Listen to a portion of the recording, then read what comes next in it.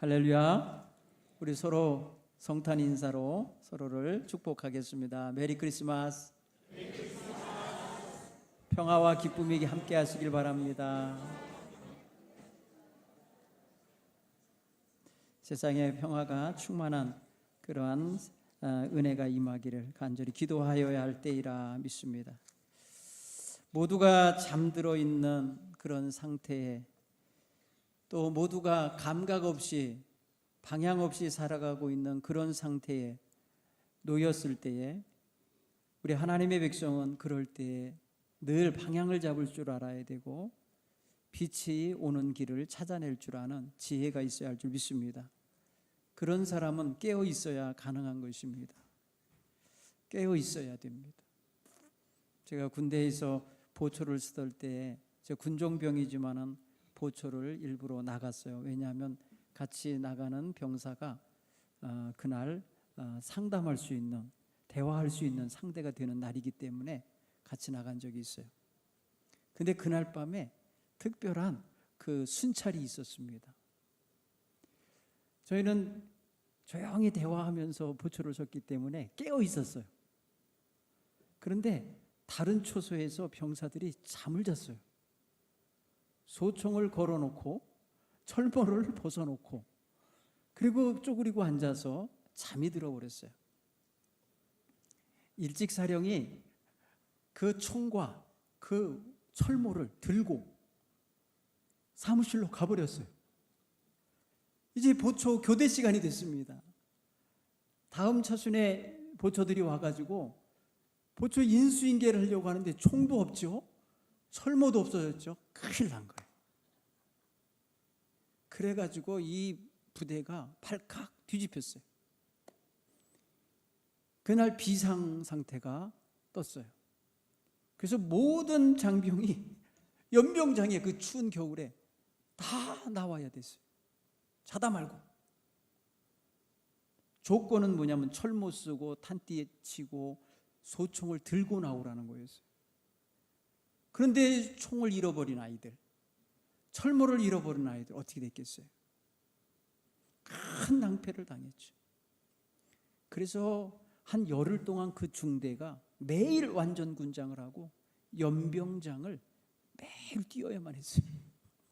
그리고 그 잃어버린 소총과 철모를 잃어버린 병사들 영창 갔어요.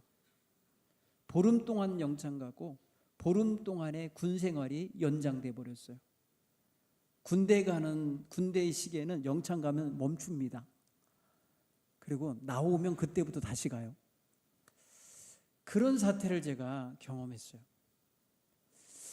그때 그런 생각이 들었어요. 야, 늘 깨어서 눈 뜨고 있다는 것 자체가 얼마나 중요한 일인지 몰라요. 어린 애라도 깨어있는 집에는 도둑이 못 들어와요. 어른 애가 눈을 뜨고 있어도, 울고만 있어도 집에 못 들어온다니까요. 그게 깨어있다는 증거예요. 오늘 우리 사랑하는 성도님들이 뭐 대단하게 크게 능력이 있어서 사탄의 권세와 유혹을 물리칠 수 있는 게 아니라 우리 주님을 기억하고 깨어있다는 그 자체만으로도 사탄이 여러분들을 넘보지 못합니다. 유혹할 수 없습니다. 모두가 잠들고 모두가 깨닫지 못하고 있는 그때에 예수님이 오셨어요. 예수님의 탄생에 대하여 아는 사람들이 주변에 별로 없었어요. 모두가 잠들어 있는 초라한 마국간에 예수님께서 탄생하셨을 때 그가 구세주인지를 알아보는 이들은 없었어요. 그를 맞이하겠다고 기다리고 등 밝혔던 사람들 없었어요. 그것을 생각해 볼 때에 예수님이 탄생하실 것에 대한 예언은 수백 년 전부터 유대 사회에 흘러다니고 있었어요. 서기관들은 늘 성경을 읽고 그것을 사본을 만들고 연구하는 자들이기 때문에 너무나 잘 알았어요. 지식적으로 알고 있었어요. 그러나 영적으로 깨어서 기다리지 못했던 거예요.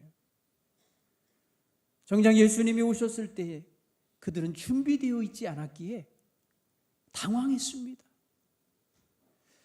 구세주가 나셨다는 동방 박사들의 소식을 듣고 혼돈에 빠지고 소동하고 어떻게 해야 될지를 모르고 말아요. 사랑하는 성도 여러분, 이게 주님이 처음 오셨을 때의 장면으로 성경에 토막토막 전해주는 이야기지만 이 속에 큰 의미가 담겨 있어요. 하나님께서는 이미 하나님의 뜻하신 바대로 이루어 가고 계셨어요. 하나님의 시간표에 맞춰서 일하고 계셨지만 인생들은 거기에 무감각했던 거예요. 주님이 다시 오실 때도 그럴 수 있다는 거예요. 주님이 다시 오실 때에는 우리에게 시간적인 여유가 더 없을 수 있어요. 왜냐하면 심판이기 때문에. 왜냐하면 그때까지 깨어서 준비하고 기다린 이들은 주께서 호련히 천사장과 함께 오시어서 부를 때에 올려지지만, 그렇지 않은 이들은 7년 대환란을 겪게 된다고 성경은 예언하고 있어요. 오늘 우리는 그런 면에 있어서 모두가 잠들어 가고 있는 이 시대에 깨어있는 주의 백성으로서 온전히 서야 될 줄로 믿습니다. 이 시대가 지금 어떻게 돌아가고 있나요? 이 시대가 지금 영적으로 깨어서 밝히우며 경각된 마음가짐을 갖고 있는 시대인지, 아니면 자신도 모르게 서서히 잠들어가고 있는 시대인지를 봐야 돼요. 우리는 많은 사람들이 가고 많은 사람들이 행하고 많은 사람들이 취하면 그것이 그냥 정상인 줄 알아요. 다수가 가는 길이 옳은 길인 줄 알아요. 그렇지 않아요.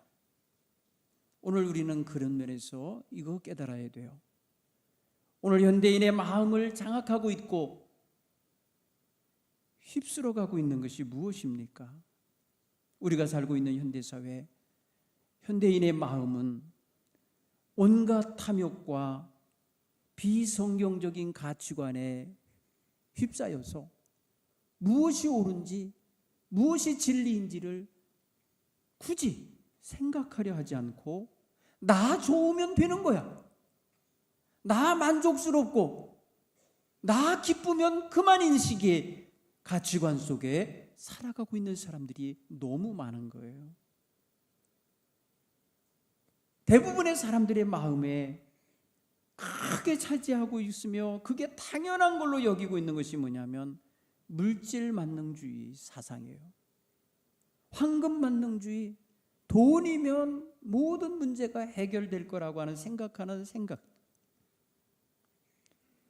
끊임없는 소비를 부추기고 끊임없는 향락을 추구하고 아무리 채워도 만족이 없는 그러한 세상 가치관에 물든 줄도 모르고 살아가고 있습니다. 물질적인 성공을 인생의 최고 가치로 삼으려고 하고 있어요. 오늘날 수많은 젊은이들이 그러한 가치관에 편승할 수 없고 따를 수 없기에 너무나 많은 사람들이 포기하고 좌절하고 절망하는 시대가 된 거예요. 조그만 가치, 소중한 가치에는 관심이 별로 없기 때문에 대부분의 가치 기준이, 사람 평가 기준이 돈에 돼 있으니까 이 물질 가치관으로 인하여 결국에는 자기 존재 가치를 잃어버리고 망각하고 사는 사람이 많은 거예요. 여러분, 돈이 없어도, 따라하세요, 돈이 없어도 나는 귀하다. 돈이 조금 부족해도 나라는 존재는 얼마나 귀한 존재인지를 알아야 돼요. 하나님께서 나를 얼마나 귀히 지으셨고 얼마나 귀하게 사용하시고 계신지를 알아야 돼요. 돈은 부족할 수 있어요. 많이 가진 자도 있고 적게 가진 자도 있어요. 상대적인 거죠.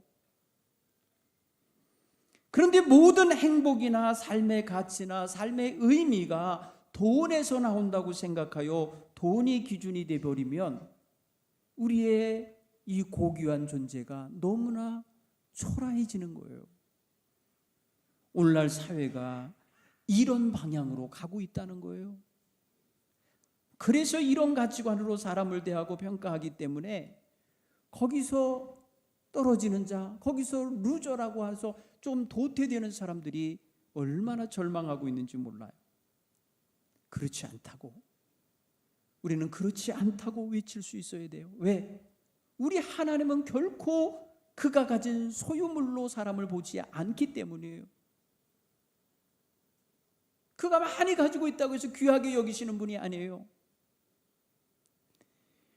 얼마나 하나님을 사랑하고 얼마나 하나님의 계명과 그리스도에 대한 믿음을 지켜내고 살아가고 있는지, 얼마나 멋지게 그 모든 것을 가지고 품위 있게 살고 있는지, 그거 우리는 소중하게 여기셔야 돼요.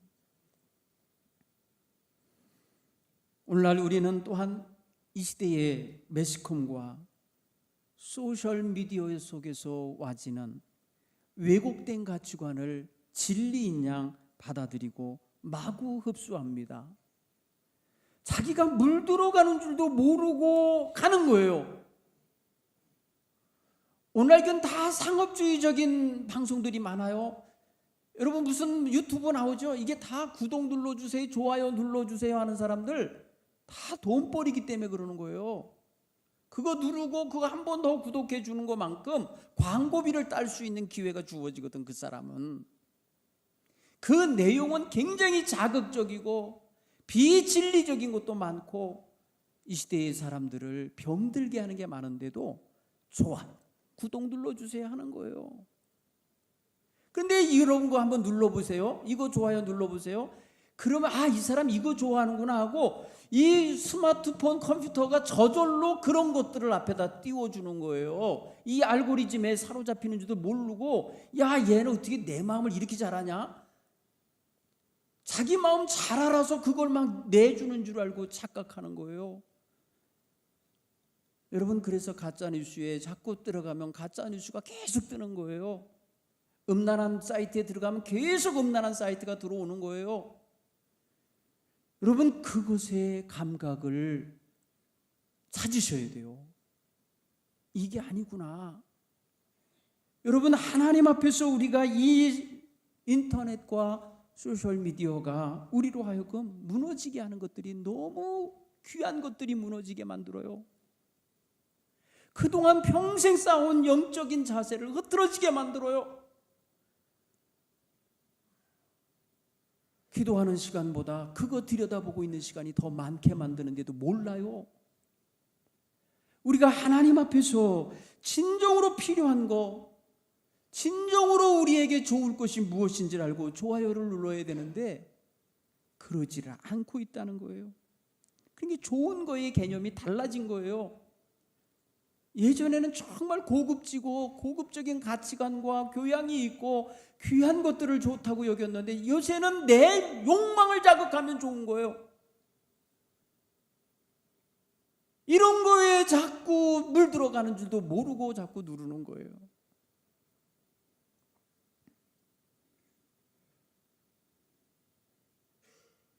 우리는 이런 시대에서 잠들어가고 있어요. 영적으로 잠들어가고 있어요. 신앙생활 등한히 하고 있어요. 주일날만 교회에 오는 썬데이 크리스찬이 되고 만들어요. 그렇게 되게 만들고 있어요. 위험합니다. 여러분들이 영적으로 늘 깨어 있으면 좀 다행인데 그러지 못하면 너무나도 세상에 깊이 물들어 가는 거예요. 그런가 하면 이 시대에 우리에게 당연한 걸로 여겨지고 정말 그것이 좋은 걸로 이해되어지는 것 중에 하나가 개인주의와 자기중심적인 태도와 다른 사람에 대한 무관심하는 태도가 이게 퍼져가고 있어요. 이게 퍼져가고 있어요. 실제로 실험을 해봤잖아요. 어느 사람이 말해요. 저쪽에서 올 때 이쪽에 어느 한 사람이 가다가 갑자기 쇼크가 온 것처럼 면접을 하러 가는 사람들이 있는 그 회사 앞에서 했다는 거예요. 쇼크가 온 사람이 갑자기 쓰러져 가지고 말해요. 막 그냥 괴로워하는 연출을 했어요. 앞에 지금 시간은 면접 시간이에요. 면접에 늦으면 그 사람 직장 못 가갈 수 있고, 그거 순서 다 짜져 있는데 거기에 못 들어가면 떨어질 수 있잖아요. 이게 심각한 거예요. 여기서 무엇이 판명이 났냐면, 다 바빠요. 다 모든 사람이 중요한 시간을 앞두고 있는 사람들인데, 그 중에 어떤 사람은 그냥 케어를 하면서 119를 불러서 그 사람 실려가게 하는 사람이 있더라고요. 그런 사람들을 통계적으로 보니까 마음도 따뜻하지만 그날 시간을 여유 있게 가지고 나온 사람이더라는 거예요. 다른 사람에게 관심을 가질 수 있는 여유는 시간의 여유하고도 관계가 있더라고요. 착한 마음에도 관계가 있지만, 신앙심에도 관계가 있지만, 우리의 시간 관리에서도 있다라는 거예요. 그러니까 오늘 우리는 너무나도 사람들에게 대하여 내 마음의 시간을 내줄 수 있는 여유가 없는 거예요. 명목은 내가 부지런히 살아야 되니까, 내가 열심히 살아야 되니까. 무엇을 위해서 그렇게 열심히 사는 건가? 무엇을 위해서 내가 그렇게 살아야 되나 생각해 볼 때, 인간다운 인간이 되기 위해서 열심히 살아야 되는데 그렇지 않아요.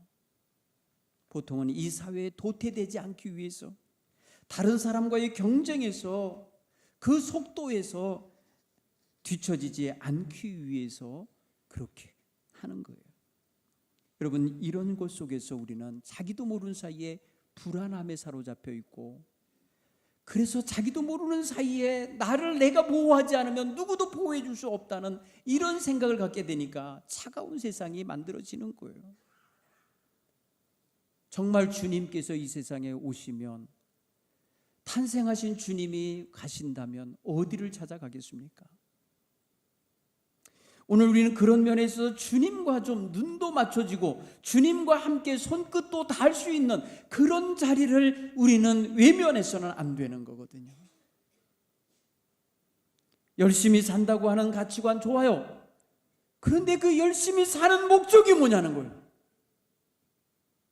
나 하나만을 위한 삶, 내 가족만을 위한 삶에 집중한다면 믿음이 없는 사람과 다를 바가 하나도 없어요. 자기 하나 만족스럽게 하려니까 다른 사람에게 얽히고 싶지 않아요. 그러니 주님께서 보시는 마음이 그런 마음, 그 차가운 마음, 이기적인 마음이라고 할 때에 이것이 과연 하나님 앞에 합당할까 우리는 생각하게 되는 거죠. 사랑하는 성도 여러분, 오늘 우리는 성탄절도 앞두고 대림절기의 신앙 자세를 갖고 살아가고 있어요. 성탄절, 첫 번째 성탄절이 있기 전에 하나님은 여러 사람을 이 예수님의 탄생과 연관지어서 준비시키고 계셨다는 걸 알 수 있어요. 먼저 세례 요한의 가족을 준비하셔요. 사가랴와 엘리사벳과 태중의 세례 요한, 예수님보다 6개월 먼저 태어나도록 준비하고 계세요. 그 사람이 무엇을 할 거고 그 아이가 태어나면 무엇을 해야 될 일인지 예언을 해 주십니다. 사가랴는 그 예언을 받았고, 그래서 자기의 아내가 임신하지 못할 그런 늙어가는 여인이었는데 하나님이 아들을 주시겠다고 하셨고, 그 아들의 이름을 요한이라 짓게 하셨어요. 그 모든 일이 다 이루어지는 1년간의 삶 속에 이 사가랴는 굉장히 중요한 걸 깨달았을 거예요. 그래서 나중에 이 아들이 태어난 다음에 그가 노래를 부르는데, 성령 충만한 가운데 노래를 부르는데, 그 노래 내용 속에 바로 예수 그리스도를 위해서, 구세주를 위해서 그의 아들이 어떤 역할을 할 거라는 게 담겨 있어요. 사랑하는 성도 여러분, 하나님이 준비하신 가족이에요.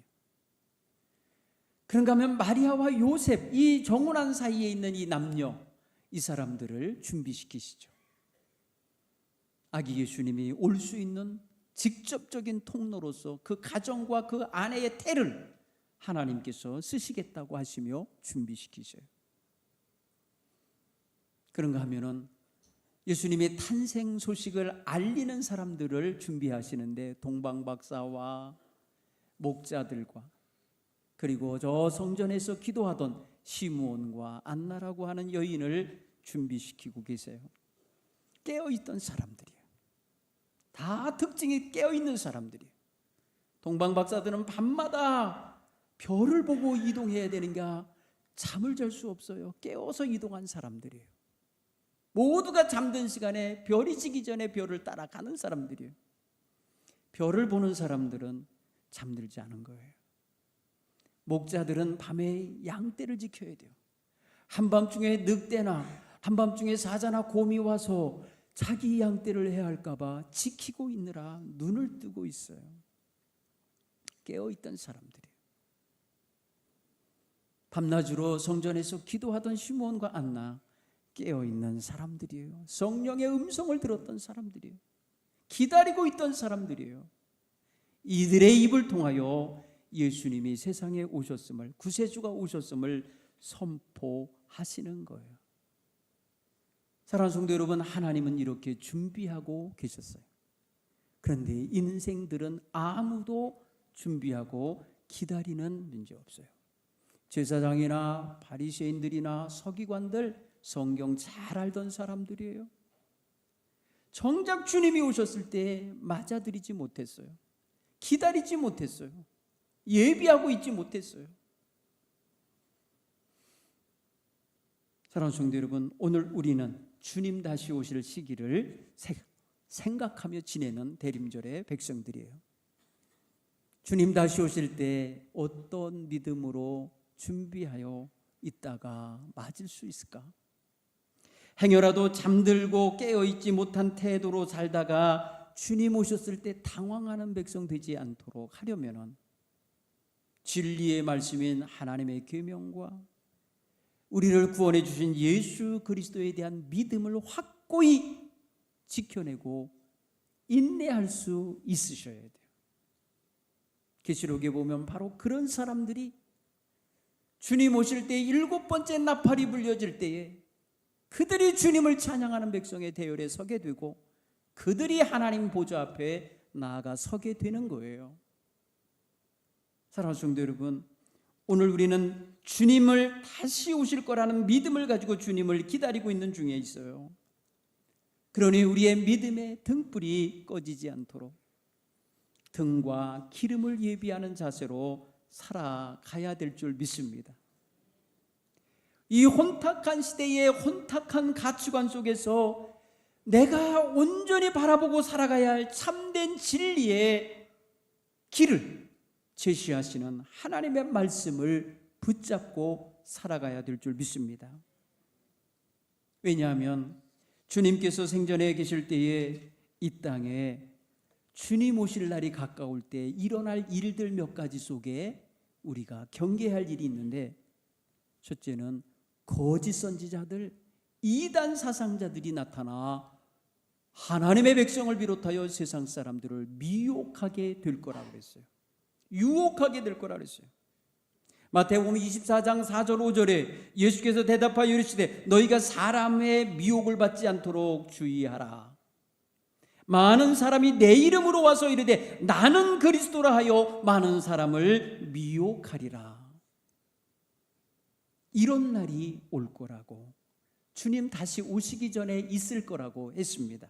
지금 이 나라 많은 이단이 있어요. 많은 그리스도인들을 미혹하여 끌어가고 있어요. 그러니 우리는 이게 주님 오실 날이 가까운 증거로 생각할 수 있어야 돼. 이게 바로 뭐랄까요? 증상이라고 해야 되나? 징조라고 해야 될까? 두 번째, 여러분, 세상 각처에서 전쟁과 재난의 소식이 들려올 거라고 그랬어요. 물론 지진이 나는 그런 기가 막힌 일도 벌어질 것이고요.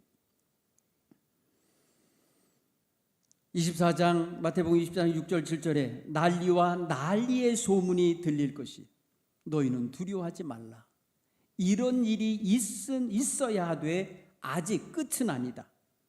민족이 민족을, 나라가 나라를 대적하여 일어나겠고 곳곳에 기근과 지진이 있으리라.